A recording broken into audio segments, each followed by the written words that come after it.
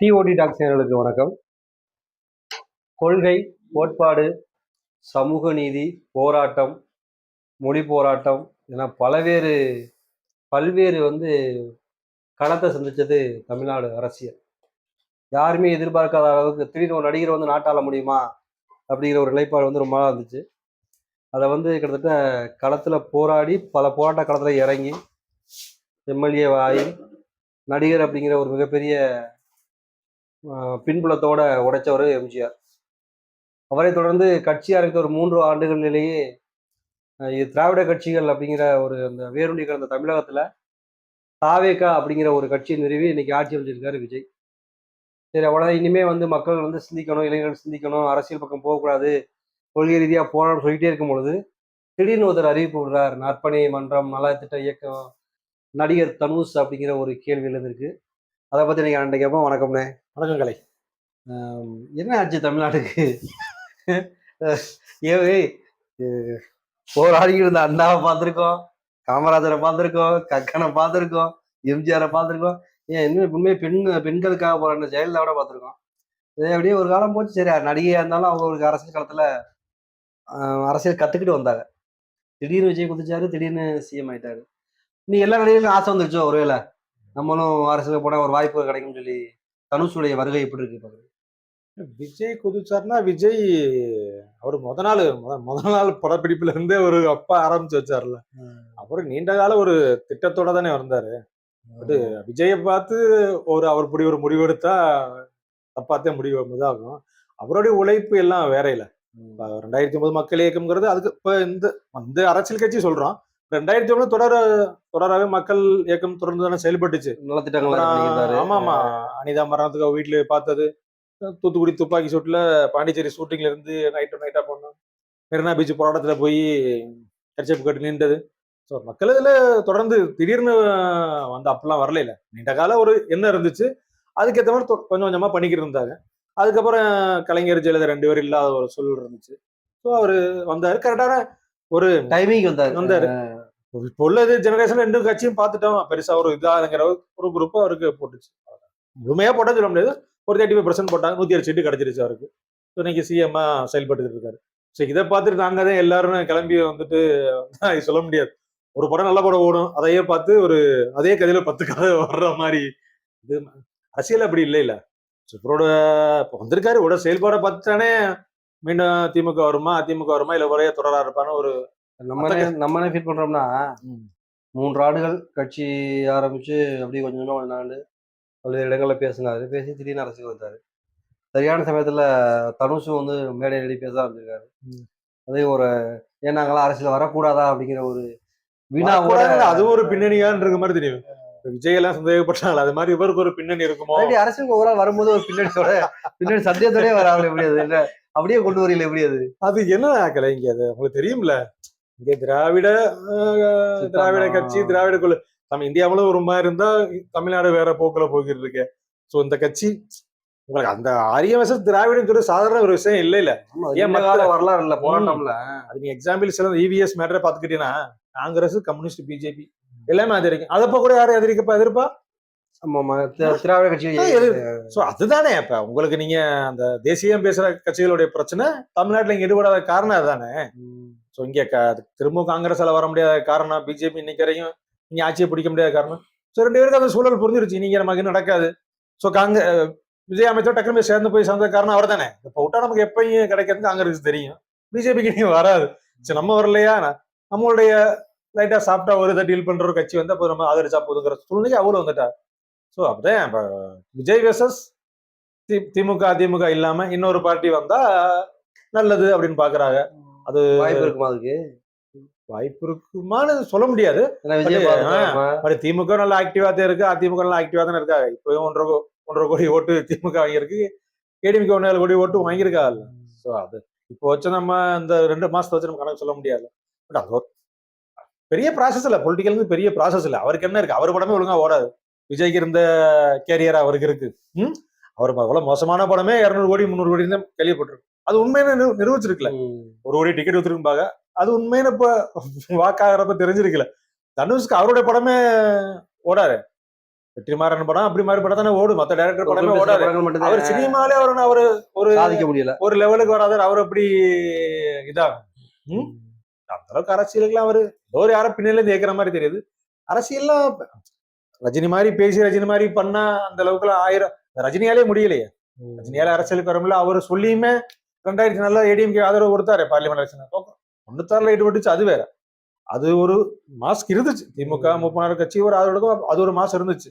அது ரஜினி மட்டும் சொல்ல முடியாது. ஒரு 2004 அவரு சொல்லியுமே ஆப்போசிட்டா தான் இருந்துச்சு. ஏடிஎம்கே ஃபுல்லா தோத்தானே போச்சு. பாமகக்கு எதிராக இது பண்ணி சொன்னாரு, எடுபடலையே. ரஜினி வயசு எடுக்கல. ரஜினி மாதிரி அவரை அப்படியே பண்ற ஒரு இது எப்படி இருக்குன்னு சொல்ல முடியல. பின்னாடி ரஜினி பிஜேபின்னு பல இது சொல்றாங்க. பட் எதுவா இருந்தாலும் விஜய இது பண்ணி வந்துட்டோம்னா இதான் விஜயோட பின்புலம் வேற. அது புரியாத நேற்று 3 வருஷம் ஆரம்பிச்சு கட்சி ஆரம்பிச்சு இன்னைக்கு ஆட்சி கொடுத்த மாதிரி தெரிஞ்சிருக்கல. பட் அவருடைய போராட்டங்கள் நிறைய இருந்திருக்கு. சினிமா ரீதியாவோ அதை நோக்கி ரொம்ப காலமா பயணிச்சிருக்காங்க. அது ஒரு பெரிய டீமும் செயல்பட்டு கரெக்டான டைமா அமைஞ்சிருக்கு. எல்லாம் சேர்ந்து அமைஞ்சதுனால அவர் இதாயிட்டார். கரெக்டா அது 108 சீட்டு அதுக்கேற்ற மாதிரி எல்லாம் அமைஞ்சிருக்கலாம் உங்களுக்கு. கண்டிப்பா கண்டிப்பா. இப்ப நம்ம எதிர்பார்க்கறோம்னா நீங்க சொல்ற மாதிரி பின்புல அரசியல் யாரு, பின்புல அரசியல் யாருன்னா ரஜினிகாந்தா இருக்குமோ? இருக்கு ரஜினிகாந்த் விஜய் இருக்கும் போல விஜயனுடைய வருகை வந்து ரஜினிகாந்த் மகளோட டிவோர்ஸ் கேஸ் வர போய்கிட்டு இருக்குல்ல. அது எப்படி அந்த அளவுக்கு சாத்தியம் தெரியல. பட் பிஜேபியா இருக்கும்னு சொல்றேன். ஒரு வகட்ட அண்ணாமலை வரட்டும், ஒரு வகட்ட தனுஷ் வரட்டும், அந்த திராவிட கட்சியில இல்லாம ஆகட்டும். திராவிட கட்சி மீன்ஸ் திமுக இல்லாம ஆகட்டும். அவளுக்கு திரும்ப எந்திரிச்சு வந்துடக்கூடாது, ஓட்டு பலவாரி பிரியட்டும் அப்படிங்கிற ஒரு எண்ணமா இருந்திருக்கலாம். நம்ம டைரக்டா ஆட்சியை பிடிக்க முடியாது. 4 சீட்டு 1 சீட் ஆகி போச்சு, அடுத்து என்ன வரும்னு சொல்ல முடியாது. ஸோ இந்த மாதிரி பின்புலத்துல இருந்து இயக்கலாம். தமிழக மக்கள் ரசிகர்களுக்கு சினிமாவுக்கு மோகத்துல இருக்காங்க. விஜய்க்கு பண்ண மாதிரி தனுஷுக்கும் பண்ணுவாங்க அப்படின்னு நினைச்சிருக்கலாம். ஒரு 1 கோடி ஓட்டு 50 லட்சம் ஓட்டு வேணா போதும், பிரிக்கலாம்ங்கிற மாதிரி ஒரு ரசிகர் அதை பிரிப்பா இல்லை அப்படிங்கிற மாதிரி ஒரு எண்ணத்துல இருந்திருக்கலாம். பட் மக்களும் ஒரு தெளிவு ஆகணும். விஜய் அபிமானத்துல ஓட்டு போட்டது நம்ம அதை நம்ம அடுத்த கொஸ்டினா கேட்கிறோம். என்னன்னா எப்படி தமிழ்நாடு வந்து ஒரு நீங்க சொல்ற மாதிரி மத்த மாநிலங்களை விட தமிழ்நாடு வந்து ஒரு தனிப்பட்ட இல்லை. இப்ப அப்படி சொல்றதுக்கு சங்கட்டமா இருக்கு. என்னத்த நீங்க 7 வருஷமா கொண்டிய இப்ப என்னத்தை மக்களை படுத்துறீங்கிறிய, கல்வி கொடுத்தோம் அது கொடுத்தங்கிறிய. பட் சினிமாவை இந்த அளவுக்கு இது பண்ணுவாங்கிறதானே மோசமா இருக்கு. அப்ப நீங்க அண்டை மாநிலம் கேரளால கூட அவ்வளவு இது இல்ல, ஈடுபாடு இல்ல. எங்கேயுமே அப்படி இல்லையே.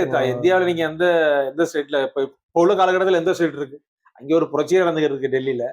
இங்கே சம்பந்தம் இல்லாம சொல்றேன், அங்கே போராட்டிக்கிறதுக்கு இங்க ஜனநாயகன் கூட்டத்து படத்துக்கு ஜனநாயகன் பிரச்சனை நடந்துக்கிறதுங்கிற மாதிரி அந்த மாதிரி இருக்குல்ல. நமக்கு சங்கட்டமா இருக்குல்ல. சினிமா துறையை பார்த்து வந்து வாக்கு மாறுதானே. நம்ம எம்ஜிஆரோட பிம்பம் அப்படி இல்லைன்னு நினைச்சுக்கிட்டு இருந்தோம். அவர் சினிமா மட்டும் இல்ல, காங்கிரஸ் இருந்தாரு, திமுக இருந்தாரு, அப்படி ஒரு பின்புலத்துல பட் சினிமாவும் இருந்திருக்குமோ. நமக்கு சினிமா மட்டும் நினைச்சோம். பட் அவர் விஜய் ப்ரூவ் பண்ணிட்டார்ல. அவரு விஜயை பார்த்து தனுஷ் வந்தாருன்னா அவருடைய முடிவுகள் வந்து விபரீதமா இருக்கும்னு சொல்லி நீங்க சொல்றீங்க. விஜய் வந்து நீங்க சொன்னீங்க, விஜய் வந்து பல இயக்கங்களுக்கு போயிருக்காரு, பல போராட்டங்களை கலந்துருக்காரு.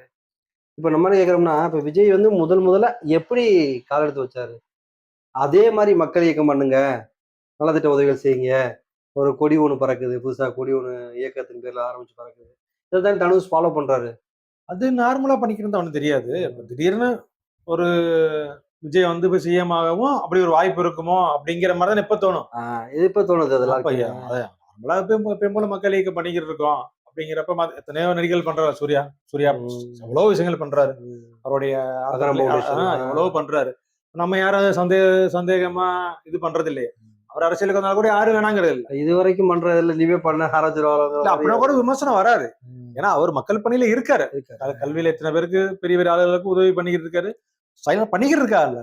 நீங்க திடீர்னு வந்து சினிமால பேசுற மாதிரியே நீங்க ஒரு வெட்டி சட்டை போட்டு வந்து அந்த வசனம் பேசி கூட்டம் கூடும். எல்லாம் கூட்டம் கூடும். அப்படி நீங்க விஜய நினைச்சு சூடு போட்டு நீங்க சொல்லக்கூடாதுன்னு நினைக்கிறேன்.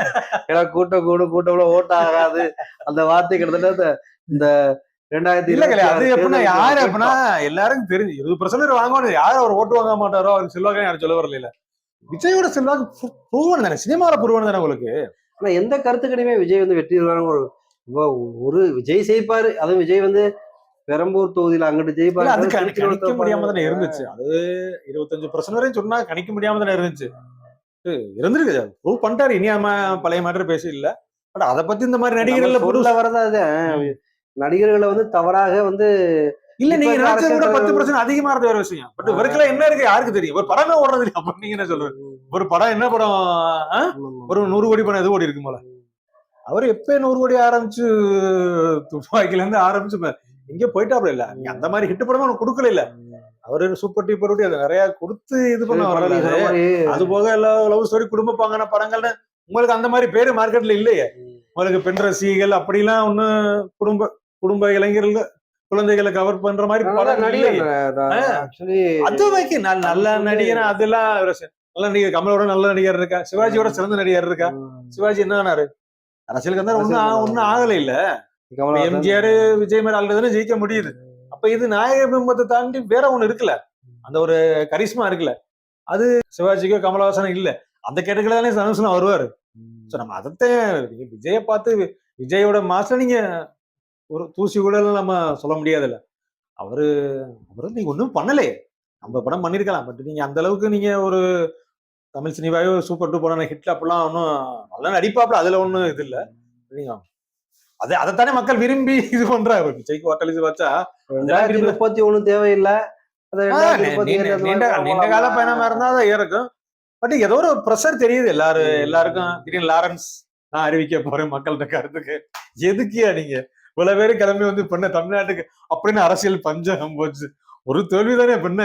இவ்வளவு இதுலயும் 50 சீட்டு எடிஎம்கே இருக்கு, 59 சீட்டு தனியாவே திமுக இருக்கு.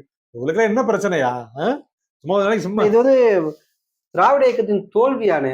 ஒரு தோல்வி இல்ல. என்ன மொத்தம் கணக்கு பண்ணி வந்து 2 கோடி ஓட்டு வாங்கியிருக்காங்க. 4 கோடி ஓட்டுல 4.5 கோடி ஓட்டு 2 கோடி வாங்கியிருக்காங்க.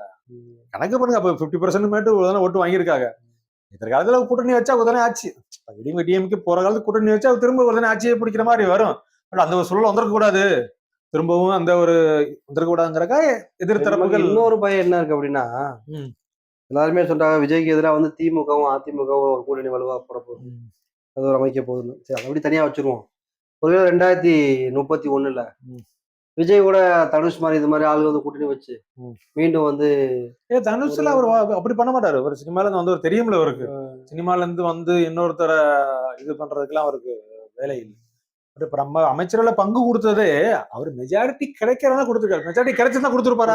அதுவே விவாதத்துக்குரியது இல்ல. அவர் ஓப்பனே அதாவது எப்படின்னா அரசியல் போல இல்ல. அப்ப உங்களுக்கு சந்தேகம் இருந்துச்சுல. அப்ப சந்தேகம் இருந்துச்சு. அவர் ஜெயிச்சுட்டு அப்படி கொடுத்துருப்பாரு. தனியா நின்று யாரும் வரல. மெஜாரிட்டி கிடைக்கலாம் கொடுத்துருப்பாரு. அது நம்ம ஒரு இஃப் தான் அது சொல்ல முடியாது. நமக்கு ஒரு கரெக்டான ஒரு தெளிவு இல்ல. இப்ப அடுத்த மாதிரி மெஜாரிட்டி கிடைச்சா கொடுப்பாரான்னு சொல்ல முடியாதுல்ல. நம்ம இவ்வளவு பட்டுட்டோம், இவ்வளவு தொந்தரவு பண்ணிட்டாங்க, நமக்கு சப்போர்ட்டா இல்ல கூட்டணி கட்சி கொடுக்காம கூட போலாம்ல. பட் இந்த மாதிரி அதிகாரம் நம்ம ஏற்கனவே பேசணும். இந்த மாதிரி அதிகாரம் தேவையில்லையே கூட்டணி கட்சிகளுக்கு. மற்ற கட்சிகளுக்கு ஓகே, விசிகா மாதிரியோ மற்ற முஸ்லீம் லீக்கோ ஊருக்கெல்லாம் கம்யூனிஸ்டுகளுக்கு இந்த மாதிரி கூட்டணி கட்சி தேவையில்லை. மதவாத இறப்பு பாய்ஸ் திறப்புல தெளிவா உள்ளவங்களுக்கு உங்களை மாதிரி கட்சியில அமைதியா சைலண்ட் கட்சியில நீங்க பயணிக்க முடியாது இல்ல. வருஷமா இதே டயலாக் நம்ம சொல்லிட்டே இருக்கிறது கேக்குறாங்க. திமுகவோட நீண்ட காலம் பயணிச்சாங்க. விசிகா கம்யூனிஸ்ட் ஆல்ரெடி வேணாம். அவங்க பயந்தது நடக்கதா இல்லையா? அதே மாதிரி பாடிட்டாரா இல்லையா? உண்மைதானே அது. நீங்க பயந்து நடக்காது. இப்ப இதுக்கு மேல சம்பவங்கள் நிறைய இருக்குல்ல. இப்ப நீங்க சாம்பிள்ஸ் தான் பாக்குறீங்க. இப்ப எல்லாத்துக்குமே கையெழுத்து போட ஆரம்பிச்சுடா. அந்த ஃபைல்ஸ் திருப்ப ஃபைல்ஸ் ஒரு டாக்குமெண்ட் ரிலீஸ் பண்ண விடல. என்ன பண்ணுச்சு அவனுக்கு? ஒரு ஹைகோர்ட் ஜட்ஜுக்கு எதிராக திரும்ப செயல்படுத்த மாட்டோம் சொல்ற கவர்மெண்ட் எங்க இருக்கு? அப்போ மைனாரிட்டி யாரு இருந்தா? மைனாரிட்டிஸ் பேசுங்க. ஐயோ அப்துல் கலாம் மாதிரி சொல்றாரு. என்ன பேசுறது வரலாம்? நபி கருத்து அவர் தான் பாரு அந்த அளவுக்கு பேசுறாங்க. அதுதான் உங்களுக்கு அதிகாரம். ஒரு மினிஸ்டர் பேசுறது என்ன பேசணுமா ஆயிடுச்சுல. அது இப்ப அடுத்து தனுஷ் பிளானி இப்படி போவில நீங்க. அதுதான் அப்ப கொள்கை தெளிவு கொள்கையில இங்க அதுதானே. இப்ப பிசிக்கு அவரு ஆலோசனை கேட்ட கேள்வி அதானே. கொள்கை தெளிவு நம்ம பிரச்சனை வராது இல்ல. பிஜேபி வரக்கூடாதுன்னு சொல்லி சொன்னீங்க. பிஜேபி வந்தா நடக்குதுல. அப்ப அதுதானே பிரச்சனையே. இப்ப ஒருவேளை நீங்க சொல்ற மாதிரி கருத்தை விட்டு உள்ள வர வந்தாலும் பரவாயில்ல. ஒருவேளை விசிகாவோ கம்யூனிஸ்டோ ஐயூஎம் வெளில வந்துட்டான்னு வச்சுங்க. டக்குனு எலெக்ஷன் வச்சிருவாங்க. டக்குனு இடைத்தேர்தல் ஸ்டாப் பண்ணி நிக்குது இல்ல. இடைத்தேர்தல் வரும். இன்னும் கொஞ்சம் நாளைக்கு பண்ணி ராஜினாமா பண்ணுவாங்க. இப்ப பண்ண மாட்டான்னு தெரிஞ்சு வச்சு இல்ல. நீங்க சொல்றாமா ஒருவேளை இடைத்தேர்தல் வந்து அதை வெற்றி பெற்றதுக்கு அப்புறம் இந்த இவங்களுக்கு கொள்கைகள் சரியில்லை கொடுப்பா சரி வெளில வந்தாலும் கூட தாவேக்கோடைய ஆட்சி இல்ல. இந்த கூட்டணி நீண்ட காலம் போக முடியும். விசிகாலம் நீண்ட காலம் பயணிக்க முடியாதுன்னு தோணுது. நீண்ட காலம் எப்படி பயணிக்க முடியும்? கொள்கை அதாவது எப்படின்னா உங்களுக்கு கூட்டணி கட்சிக்கு ஏதாச்சும் ஒண்ணுன்னா ஃபர்ஸ்ட் குரல் கொடுக்கறது ஸ்டாலினோட குரல் வரும்ல. பட் இங்க அந்த சைலண்டா அந்த அமைச்சர் சொல்றாரு, இந்த அமைச்சர் சொல்றாரு, கர்நாடகா ஒரு போவாருங்கிறாரு, ஒருத்தர் அங்க இருந்து வருவாருங்கிறாரு, நம்ம போக அந்த மீனி அங்கே உள்ள செய்ய சொல்றாரு. இது எல்லாமே ஒரு டிரான்ஸ்பரன்சி இல்லாம மத்தவங்க சொல்லியே இதா இருக்குல்ல. அது எவ்வளவு காலத்துக்கு இல்லாம ஒரு எவ்வளவு காலத்து அது கூட்டணி கட்சியில குழப்படி இருக்கும்ல. வைக்க தாங்கி நிப்பேங்கிறாரு, நான் பாத்துக்குவேங்கிறாரு. தாய் தான் நிக்கிறாரு. பட் இவருங்கிற வைகோக்கு பிரச்சனை இல்ல, அவர் மாத்தி மாத்தி பேசிட்டு போயிருவாரு. திருமாவளவனுக்கு மாதிரி ஆளுகளுக்கு கஷ்டம் இல்ல. அந்த இடப்பட்ட காலத்திலேயே அவருடைய ஸ்டாண்டு எல்லாருக்கும் குழப்படி ஆயிருச்சு. எல்லாருக்கும் இவ்வளவு இன்டெக்ஷனான ஆளு, தெளிவான ஆளு, அவரே ஏன்னா தடுமாறக்கூடிய இடம், நாடாளுமன்ற புலி, அவர் தடுமாறக்கூடிய இடம் அது. ஏன்னா நீங்க சொல்ற அதிகாரம் அது இல்ல, அதிகாரம் தேவை, பட் நீங்க கிடைக்கக்கூடிய அதிகாரம் அது இல்ல. இந்த அதிகாரத்தை என்ன விளைவு வருதுன்னு இருக்குல்ல, இப்ப விளைவு வருது இல்ல, போக போக என்ன விளைவுகள்னு அதுக்கெல்லாம் பொறுப்பு வீசிக்க ஆகணும்ல. நாளைக்கு நீங்க காங்கிரஸ் அமைச்சர்ல இருந்த ஈழ சமயத்துல காங்கிரஸ் கூட இருந்தனால பழிய நிகர சமக்கிறீங்கல்ல, அதே மாதிரி நடக்கிறதுல நீங்க சமக்கிற மாதிரி இருக்குமே. அந்த வழியை போல திரும்ப வீசிக்கா சுமக்கிற மாதிரி சூழல் கண்டிப்பா வராது. அதுக்காக இந்த மாதிரி குரல் நீங்க ஆளு சொன்ன குரல் இப்ப நீங்க அறுக்க பாத்தீங்கன்னா ஒரு வன்னியரசு மாதிரி பேசிக்கிட்டே இருந்தா காலத்துல பதில் சொல்லணுமே, அது பெரிய தவறாக முடியும்ல. அது மாதிரி தனுஷ் மாதிரி திரும்ப ஆளுக உள்ள வந்து தனுஷ்க்கும் சப்போர்ட் பண்ற மாதிரி ஆகும்ல, அது இல்ல இல்ல.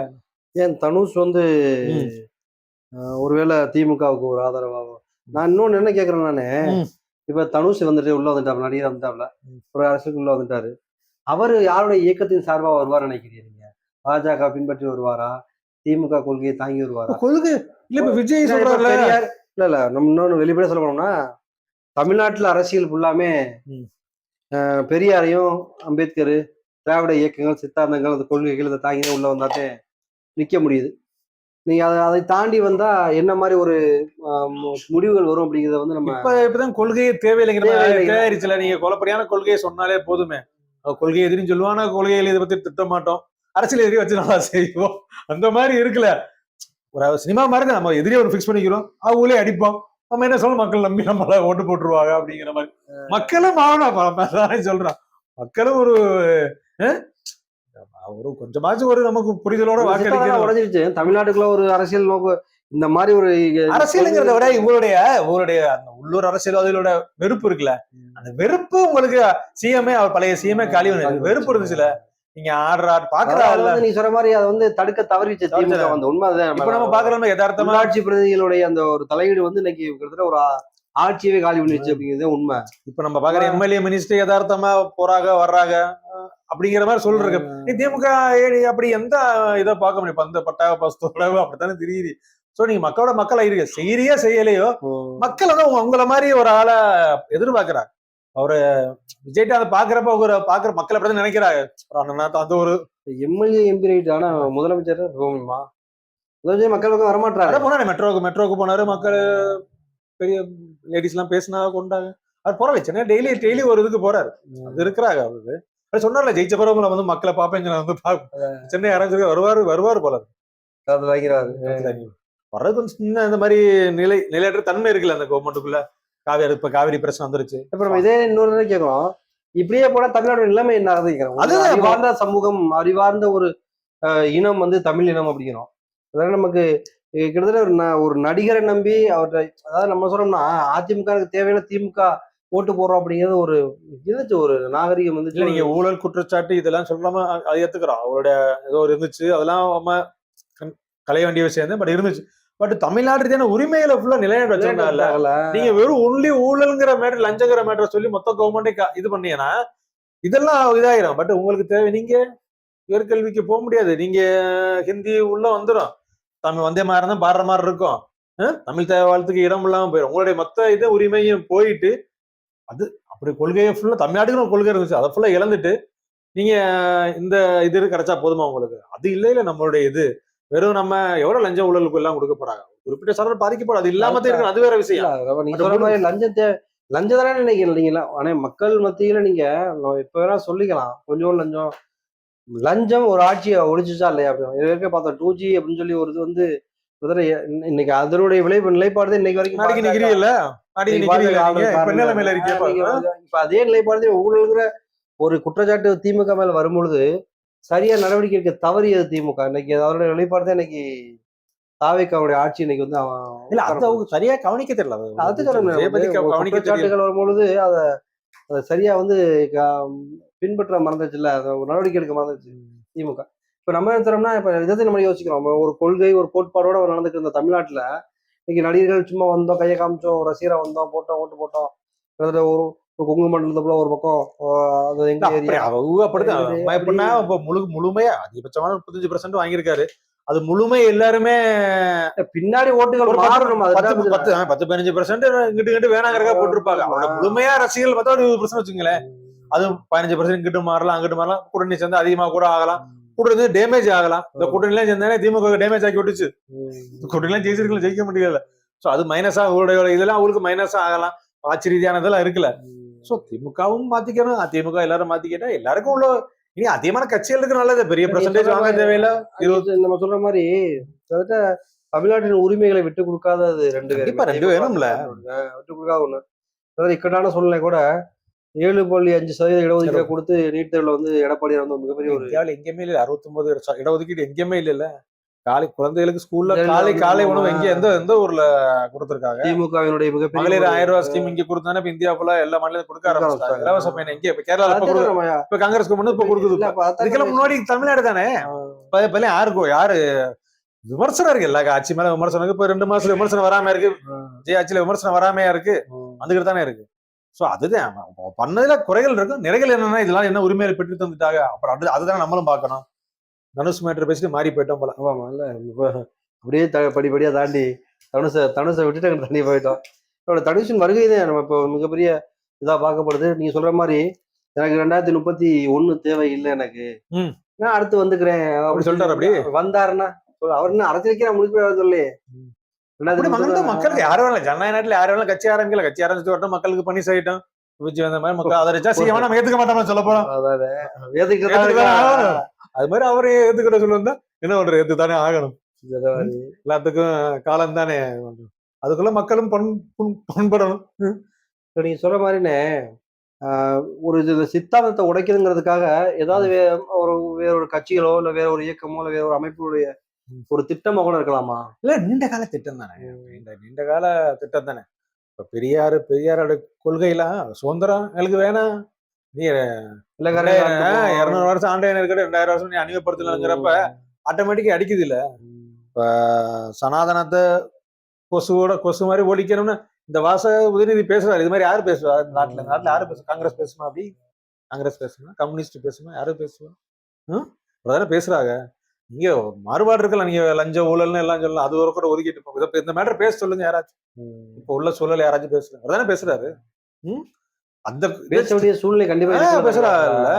ஆராசா மாதிரி அவ்வளவு போல்டா யாரு பேச முடியும்? கனிமொழி மாதிரி யாரு பேச முடியும்? அரசியலுக்கு இப்பதானே வந்தாரு உதயநிதி. அவர் பேசுறாருல்ல. ஒரு இளம் தலைமுறை, புதிய அமைச்சர்கள், புதிய எம்எல்ஏக்கள், ஒரு அவங்களுக்கு கூட அரசியல் பழகிறது கூட நாட்கள் ஆகலாம்ல.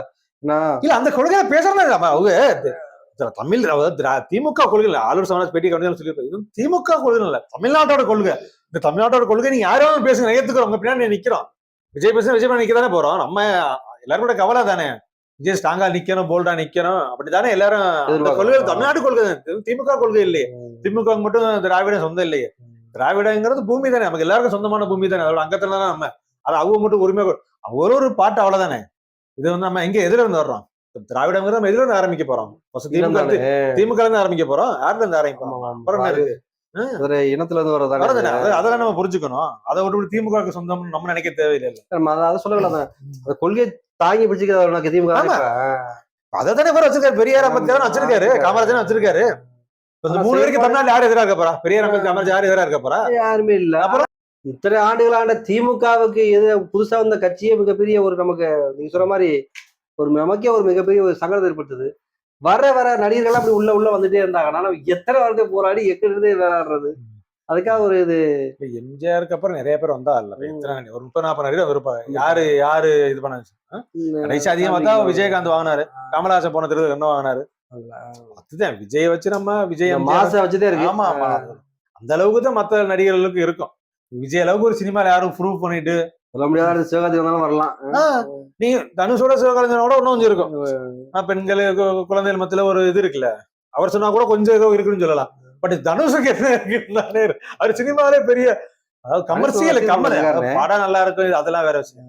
சினிமால கமர்சியல் ரீதியா என்ன வெற்றி கொடுத்துருக்கீங்க அதே தானே. அந்த கணக்கு தானே பாப்பாங்க. அந்த கமர்ஷியல் ரீதியா ஆமா அது கமர்ஷியல் சக்சஸ் தானே. அந்த சக்சஸ் இல்லாதவங்களுக்கு பெருசா இங்க அதை மக்கள் வந்து மத்தியில வரவேற்பு வரவேற்பு இருக்காது. இல்லை தானே. அப்போ அது குறிப்பிட்ட சர்க்கிள் அவங்கள பார்த்திருக்காங்க. கூட்டம் கூடும், சினிமா ரேஸ்ல கூட்டம் கூடும். அதுக்காக நீங்க எல்லாரும் விஜய் நினைச்சிட முடியாதுல்ல. பார்க்கலாம், பொறுத்து பார்க்கலாம். தனுஷனுடைய வருகை எப்படி இருக்கு? உண்மையிலேயே ஒரு அரசியல் நோக்கி நகர்றாரா, இல்ல மக்கள் பணியை நோக்கி நகர்றாரா, இல்ல எதுனா அடுத்த விஜய் ஆகலாம்னு சொல்லி பிளான் போறாரு? இருக்க மக்கள் பணிக்கு நிறைய பேர் இருக்கு. அவங்க வேலையை ஒழுங்கா பார்த்தா போதாதான். நாசுக்கும் செய்யுங்க.